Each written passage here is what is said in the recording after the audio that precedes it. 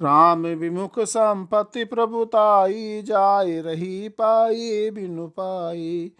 सजल मोल जिन सरितन नाही, वर्ष गए पुनि तबहि सुखाई। राम विमुख पुरुष की संपत्ति और प्रभुता रही हुई भी चली जाती है और उसका पाना ना पाना समान है।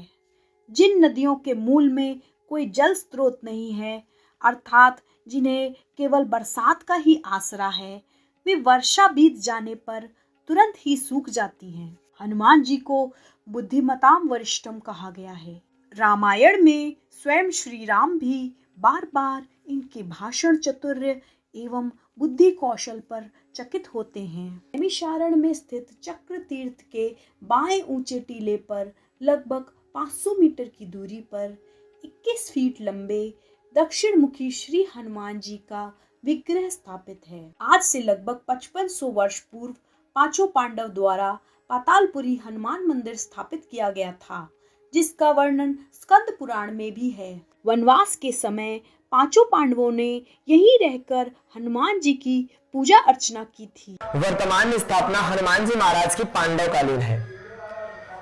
महिरावणम पादयित्वा मुष्टि युद्धा मुहुस्तदा तस्य कंठे पदम नस्य दक्षिधामे हिमाचले। अहिरावण के दो प्रांत हनुमान जी महाराज प्रकट हुए और फिर लंका की ओर चले गए। लंका दक्षिण दिशा में है, तो हनुमान जी महाराज का स्वरूप दक्षिणमुखी है। पांडवों ने कौरवों का वध किया, गुरु द्रोणाचार्य को मारा, पितामह को मारा। पांडवों को दोष लगा, हत्या लगी।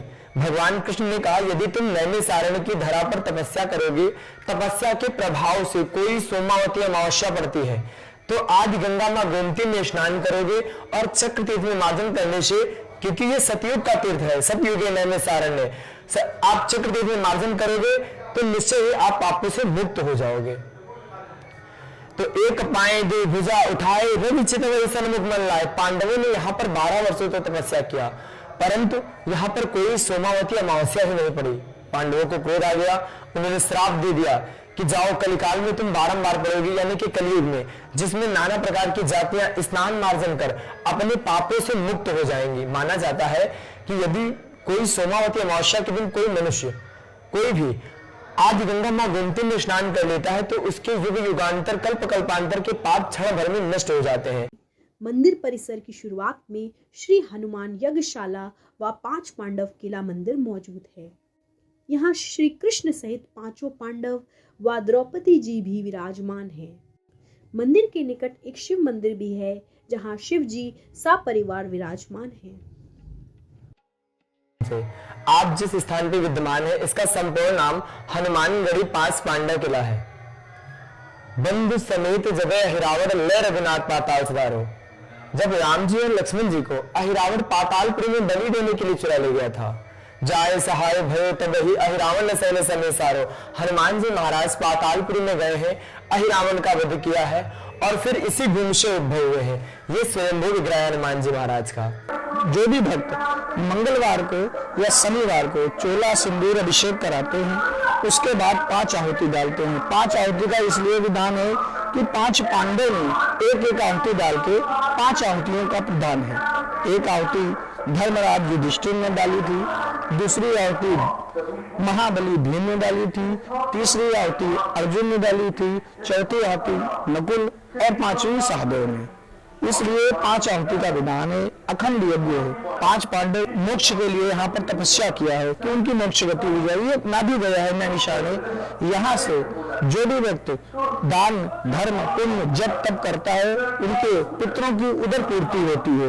ये ना भी गया है, कृपाल गया बद्रीनाथ में, चरण गया बिहार में और ना भी गया नैमिषारण्य में। यह हनुमान जी का सिद्ध पीठ है। भक्तों की मान्यता है कि जिस किसी के शनि राहु केतु मंगल ग्रह अनिष्ट हो, तो दक्षिण मुखी पाताल विजयी हनुमान जी को चोला चढ़ाएं। सभी ग्रह शांत होते हैं तथा सभी प्रकार के कष्टों से छुटकारा मिलता है। मंदिर में दक्षिण मुखी हनुमान जी का विग्रह 21 फीट ऊंचा और 8 फीट चौड़ा है। विग्रह का सिंदूर से श्रृंगार किया जाता है और लाल रंग के चोले से सुसज्ज किया जाता है। यहाँ मान मनौती रखने पर पूर्ण होती है। ग्रह शांति एवं अन्य कार्यों के अनुष्ठान किए जाते हैं। हनुमानगढ़ी में श्रीमद् भागवत और श्री राम कथा करवाने वाले यात्रियों के लिए 110 कमरों की धर्मशालाएं व सत्संग हॉल की व्यवस्था की गई है। अहिरावण के वध का उल्लेख कृतिवास रामायण में मिलता है। रावण के सुयोग पुत्र इंद्रजीत के वध ने रावण के मन में यह संशय पैदा कर दिया कि क्या ये राम रावण के युद्ध में वह जीत पाएगा? क्या उसकी मौत निश्चित है अपने पुत्र की तरह? इस युद्ध को जीतने के लिए उसको एक ऐसा प्रतिद्वंदी चाहिए था जो ना सिर्फ उसके कुल में होने वाली मृत्युओं, इंद्रजीत की मृत्यु का बदला ले सके और इस युद्ध की बाजी भी पलट दे। जब बाजी पलटने की बात आई तो रावण के मन में एक ही नाम गूंजा और वह था अहिरावण का। अहिरावण एक मायावी राक्षस था। रावण का छोटा भाई अत्यंत क्रूर, मायावी और शक्तिशाली राक्षस होने के अलावा वह पाताल लोक का राजा भी था। अहिरावण महामाया देवी का भक्त था और उन्हें प्रसन्न करने के लिए इंसानों की बलि चढ़ाता था। रावण ने यह युक्ति लगाई और अहिरावण से कहा कि अगर वह राम व लक्ष्मण की बलि चढ़ाए तो महामाया देवी बहुत अधिक प्रसन्न होंगी। और यह बात अहिरावण को बहुत पसंद आई। अहिरावण राम और रावण युद्ध में भाग नहीं लेना चाहता था, लेकिन इस वजह से उसने राम और लक्ष्मण जी का अपहरण कर लिया।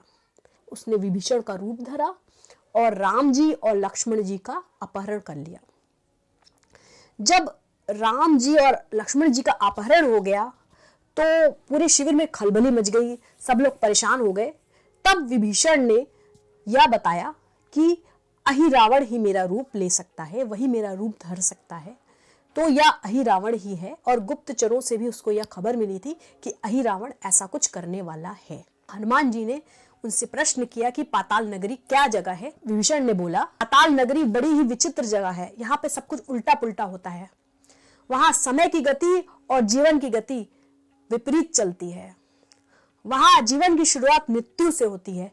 पहले मृत्यु होती है, फिर वृद्ध अवस्था होती है, वृद्ध अवस्था के बाद में यौवन काल आता है, फिर शैशव काल आता है। इस तरह से जीवन काल चलता है। इसी तरह वहां की अग्नि शीतल है, वहां की हवा उल्टी चलती है, वहां का समय बहुत तेज चलता है और उल्टा चलता है। वहां की गुरुत्वाकर्षण में खिंचाव नहीं है, बल्कि वह फेंकता है और नदियों का जल का बहाव उल्टा है। तो यह विचित्र नगरी है पाताल नगरी, जहां पे वह अहिरावण राम और लक्ष्मण जी का अपहरण करके ले गया है। तब हनुमान जी ने निश्चय किया कि मैं जाकर राम और लक्ष्मण जी को कैसे भी करके इस विचित्र नगरी से वापस लेके आऊंगा और उनकी रक्षा करूंगा। लंबे समय के सफर के बाद हनुमान जी अहिरावण की सुंदर नगरी पातालपुरी पहुंचे और वहां पर उनकी मुलाकात हुई उस नगर के रक्षक मकरध्वज से। मकरध्वज असल में श्री हनुमान जी का ही पुत्र था। जब हनुमान जी ने लंका दहन किया था तो अपनी पूंछ को बुझाने के लिए उन्होंने समुद्र में डुबकी लगाई थी और उसी वक्त हनुमान जी का एक बूंद पसीना एक मकरी के मुंह में गिर गया था। मकरी मतलब मगर के मुंह में गिर गया था। उस समय उस मकर के मुंह में ये जो पसीना गया था, उसकी शक्ति से यह पुत्र मकरध्वज पैदा हुआ था। जब पातालपुरी के लोगों ने उस मकर को पकड़ा, उस मगर को पकड़ा, तब उसके पेट में मकरध्वज मिले। मकरध्वज की अद्वितीय बुद्धि, शक्ति व योग्यता को देखते हुए अहिरावण ने उसको पातालपुरी का रक्षक बनाया। जब मकरध्वज और हनुमान जी का युद्ध होता है तो उसका पराक्रम देखकर हनुमान जी मकरध्वज से कहते हैं कि तुम अपना परिचय दो। तब मकरध्वज अपनी संपूर्ण कहानी सुनाते हैं और बताते हैं कि मैं हनुमान पुत्र मकरध्वज हूँ। जब मकरध्वज को पता चलता है कि वह हनुमान जी का पुत्र है और उनसे वह युद्ध कर रहा है, तो वह कहता है कि मैं पातालपुरी का रक्षक हूँ और मैं अपने कर्तव्य के बीच में किसी रिश्ते को नहीं आने दूंगा और मेरे से आपको युद्ध करना पड़ेगा। तो इस बात से हनुमान जी बहुत प्रसन्न होते हैं और उसको युद्ध में हराकर पातालपुरी में प्रवेश करते हैं। हनुमान जी महल के अंदर गए तो उनकी मुलाकात हुई चंद्रसेना से। चंद्रसेना ने उनको यह राज बताया कि यहाँ रखे 5 दिए जो 5 दिशाओं में रखे हैं, उनको अगर कोई एक साथ बुझा दे तब ही अहिरावण का वध हो सकता है। तो हनुमान जी ने यह युक्ति लगाई कि वह 5 मुखी हनुमान जी का रूप धरे।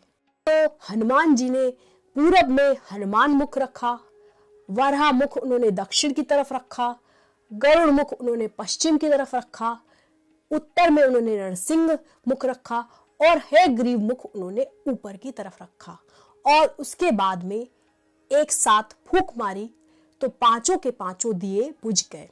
जब 5 के 5 दिए बुझ गए तो उन्होंने अहिरावण का वध कर दिया। राम जी ने बंधे हुए मकरध्वज जी को देखा तो उन्होंने हनुमान जी से पूछा कि यह कौन है। तब हनुमान जी ने उनको संपूर्ण कथा सुनाई। तब राम जी ने मकरध्वज जी को पातालपुरी का राजा बनाया।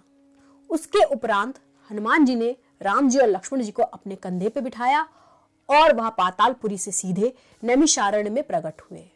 वहां पर ऋषियों को दर्शन देने के उपरांत वह लंकापुरी की तरफ प्रस्थान कर गए। मोह मूल बहुसूल प्रद त्यागौ तम अभिमान, भजौ राम रघुनायक कृपा सिंधु भगवान। मोह जिसका मूल है, ऐसे अज्ञानी बहुत पीड़ा देने वाले तम रूप अभिमान का त्याग कर दो और रघुकुल के स्वामी कृपा के समुद्र भगवान श्री रामचंद्र का भजन करो।